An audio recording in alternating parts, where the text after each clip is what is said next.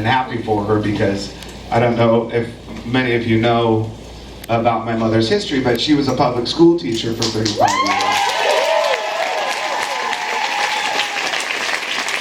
Where she taught generations of children to write. She was an English teacher, she was a public speaking teacher, she was a forensics coach, she was a debate coach, she worked in drama. The list goes on. But I never wrote a book. But she never wrote a book, and so she decided, like, I better do it, you know, before I'm 80 years old this year.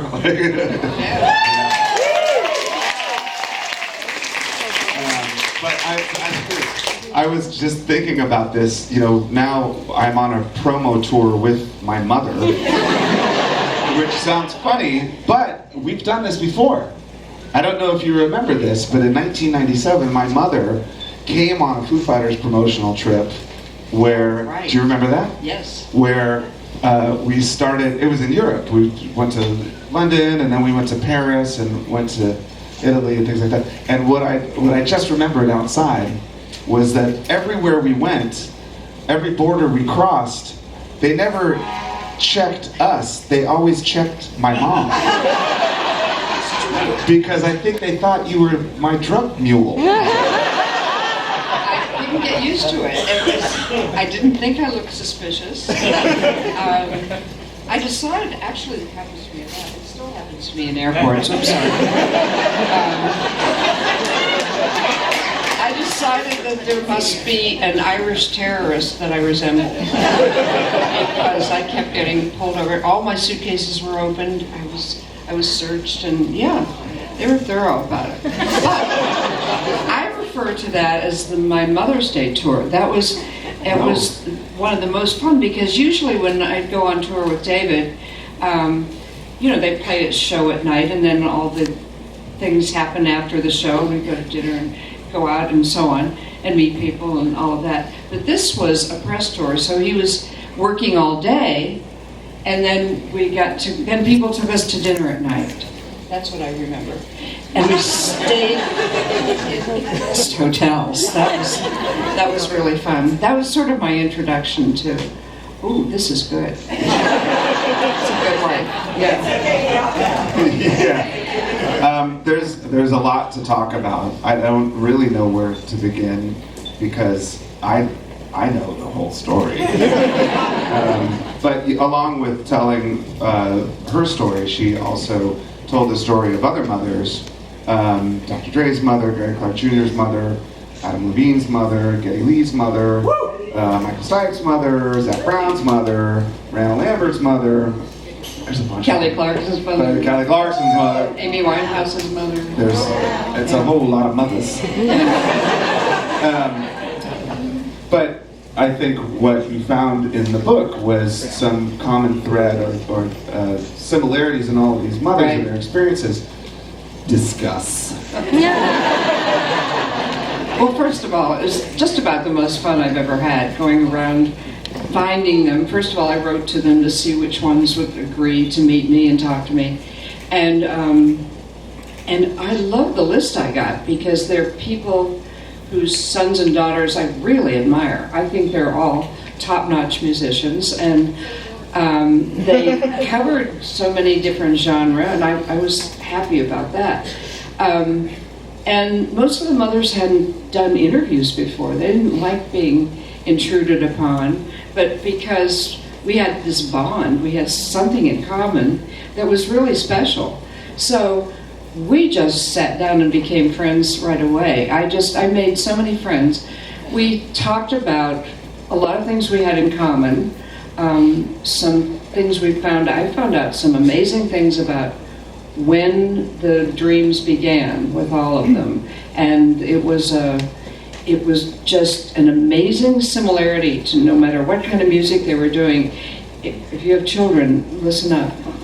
Between the ages of 12 and 13, they said, it's music, don't bother me with anything else, it's what I'm going to do, it's my life, I will do it. And there was no getting in the way. And some tried for longer than others, and found out that we were helpless. That was it. So we had a lot of things in common. Most of them are now very joyous, and they're having a wonderful time hearing about and going to shows, and just it's worked out really well.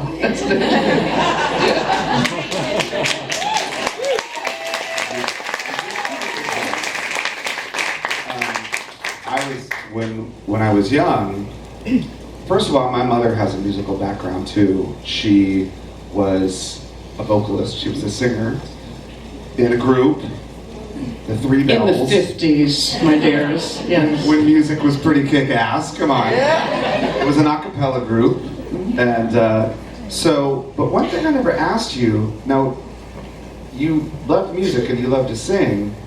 But did you get the bug, or did you just do it for?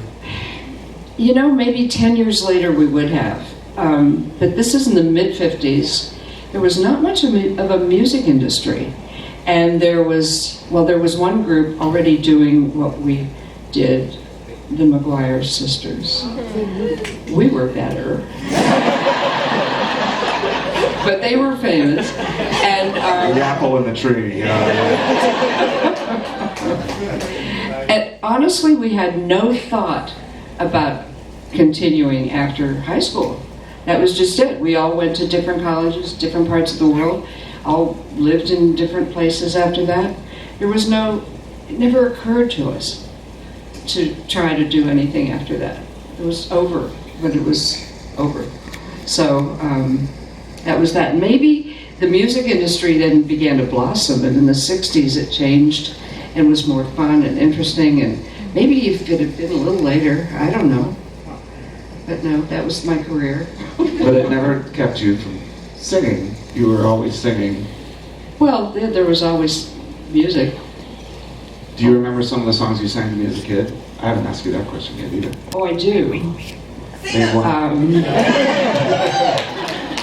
I remember. I love you, a bushel and a peck, a bushel and a peck, and a hug around the neck. That was a hugger. That's all I remember. And there was one also from a comedy show that was a takeoff on, it was Young Lady, oh, I sing that to my daughter. Young lady who, you're the fella that rocks me, Rockefeller. That was a favorite. Are you picking that up? No. I can't believe you don't remember that. No. Yeah, you were really little. Well, when I sort of discovered music with my mother, I grew up in Springfield, Virginia, just out of Washington, D.C. And so we would drive around in my mother's Ford Maverick and listen to AM radio in the 70s, FM radio in the 70s. In the mid-70s, which to me was such a golden age of melody and song. All of that AM gold stuff, like Jerry Rafferty and Andrew Gold and Helen Reddy and Carly Simon and 10cc, stuff like that. That was the music that I first started to fall in love with. And one of the reasons was that my mother and I were driving in the car one day, and You're So Vain by Carly Simon came on, and we were singing it together, and we split into harmony. I mean, I was just singing, and then she sang the high line, and it flipped me out that two people could sing something together in different notes, and how that makes harmony and a chord, you know. And that's where I'm not saying that one for you. So I think I was about 6 or 7 years old. You were really young. And you talk about that golden age with kids. Yeah. How do you encourage or support a kid whose focus has turned from school and from sports and the outside world? Yeah. I mean, how did you do it? Well, I talked with all the mothers about this because it's something that we all faced, and you know, you just have expectations. You think, okay, I know how smart my kid is. I know I have this really bright son, this bright daughter, so he'll do well in school, right? The teachers will be just delighted with all. When I go to conferences and they'll say, "Oh, there you are. How nice to meet you." Didn't happen, did it, Mom? Although everyone loved him, and they were amused by him constantly, but he wasn't having a very good time. He wasn't successful. He wasn't engaged. He wasn't, and you know that as a public school teacher, and I address this in the book, but I'm sort of afraid to go home, be in Fairfax County in a couple days, and I'm going to really get it from all the people I taught with. But the schools just don't do very well with the artists that are trying to bloom and trying to play and trying to create. They just don't do well because they don't fit into those slots, and they keep trying, and so they're miserable, of course. And so it was and the teachers will say to all of them, so many mothers had the same kind of thing. Matthew's mom went through it, Getty Lee's, all of us. He's not paying attention. He can't focus. He won't sit still. He doesn't know what's going on. He's just not into and yet they come home and pick up their instrument and they're completely focused. And for hours and hours, they're composing, they're listening, they're involved completely and very focused. So somehow you realize that, and then you say, well, yes, that's what we'll go with then. So that's what you do. There was once at the dinner table, I don't know if you remember this either. This is fun. Where you said, we should have a soundtrack. Memory I was maybe songs. like about 16 or 17 years old, and you said, David, do you know Mike Mallory? I said, yeah. And you said, he's brilliant. I think he might be a genius. And I didn't tell you until maybe 15 or 20 years later, but he was my asset dealer.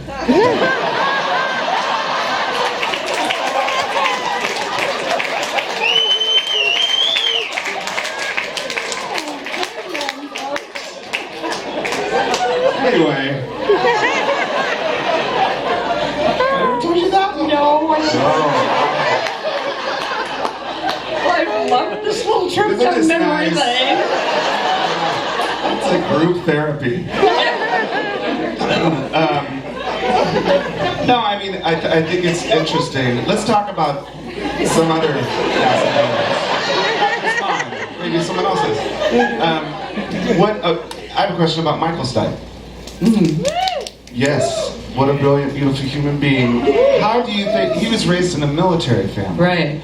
And they moved around a lot. Yes. How do you think, because one of the things that I honestly think that, the core of this book and your story and these stories is how the relationship between a mother and an artist determines their creative output or their body of work or whatever it is.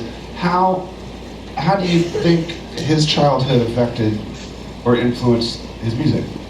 I'm not sure. I think certainly the fact that he lived in many places and he was used to traveling the world and he was at ease in lots of different civilizations and kinds of things. But he was really one of the late bloomers. He didn't start as early as most of you did. But I just think that he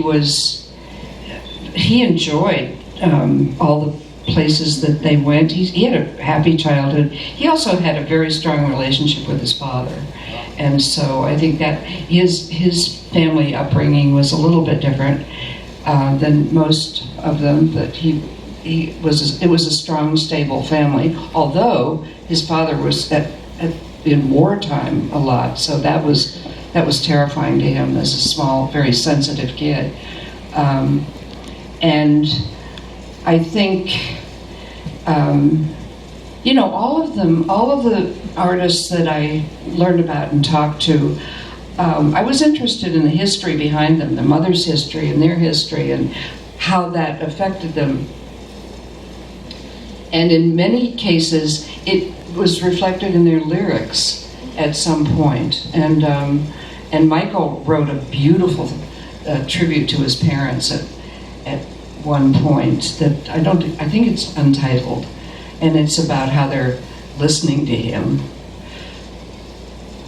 It really gets me. Yeah. So it was very sweet. Yeah. But that happened with a lot of them. They picked something up from a background that might have been scary, or that might have, like Geddy Lee's mom was in a Nazi concentration camp, and that comes through in a couple of songs. And Dave Matthews' mother in South Africa, he pulls that through too into his lyrics. So, yeah, the history's there. Here's a question. There were more than a few mothers that were single mothers, right? Yes. And so,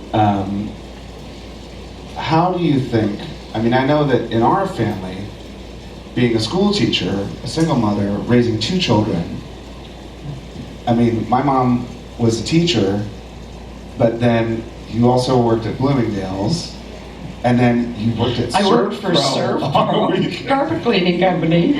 That was pretty amazing. I measured floors. It was fun. I got to go into really beautiful homes and snoop around.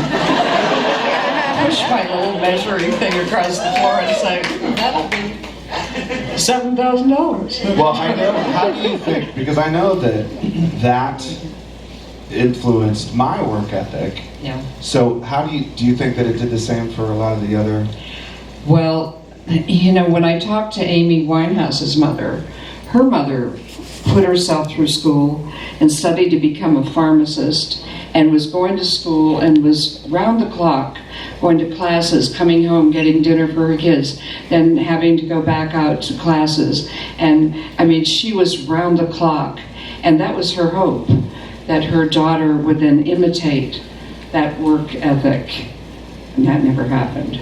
That was far from what Amy had in mind, and I think that really hurt, because she, it was hard for her to be doing that and be away from them and so on. It was a short period, and so I'm happy that because most of the musicians that I learned about and have gotten to know, they're absolutely non-stop workaholics. They never stop. David works all the time. You're never not working. And I think that's why some of them last for more than a year or two, because they don't stop. They're composing and performing and doing press and everything. It's just it's a very demanding, heavy-duty work I job. think more than anything creative, it's just a fear of having to return to Shakey's Pizza. Oh, well, there's that. Because Well, you had a you nice. don't want that job. Want You had a great job in a furniture warehouse, as I I recall. did. I liked Yeah. Marlowe's Furniture Yeah. Warehouse. Yeah. It's the largest furniture warehouse in the Washington, D.C. metropolitan area. And I was the one putting your entertainment center on a truck. Yeah. Dr. Dre's mother. One of my favorites. This is something funny that I have to mention, because to me, this really all started to sink in when I would get phone calls from my mother. I'd say, how's it going? And she'd say, oh, it's good. I got this finished, and I got this finished, and I got this finished. It's looking really good. But I have to go. I have a call with Dr. Dre in half an hour. Which... My new best friend. That's so cool. He was born and raised in Compton. He was, straight out of Compton. Right. Yeah.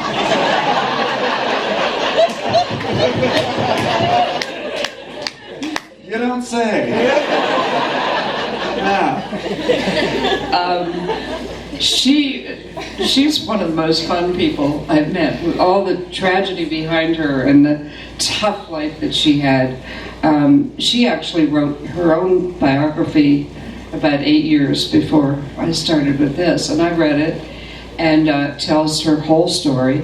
So I knew a little bit about her when I went to meet her, and she's just a ray of sunshine. She's an amazing woman who's so energetic and so nonstop. She's designing clothes right now, and she's already been to culinary school, and she bakes cakes for everyone, and she goes to schools to volunteer to teach good manners to the kids in Compton. It's really important to her that they behave well, and she just doesn't stop. She's really fun. It's amazing. You haven't met her yet. I can't wait for you to meet her. I haven't. Yeah. Any of the other mothers musical? I know the Haim Oh, right. girl. Well, Dr. Dre's mom was too. Oh, was she? She was in a girl group, and the same thing, and not quite as early, but the Haim mother was. She was on the Gong Show, actually. Donna Haim was.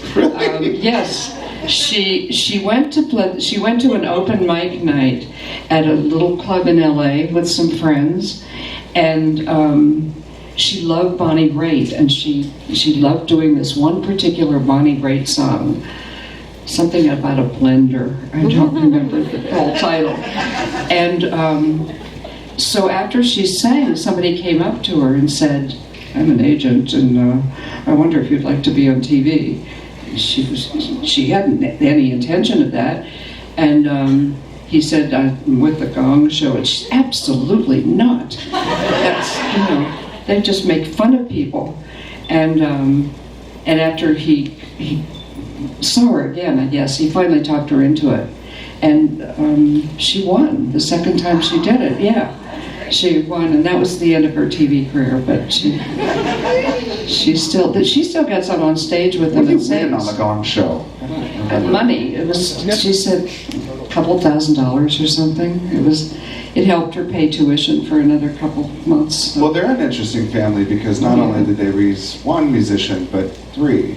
How did it work? Right. The father was musical too, right? Yes, he's from Israel, and he was a drummer, and so they had lots of music in the house all the time. And they had a band when the kids were really little called Rockingham.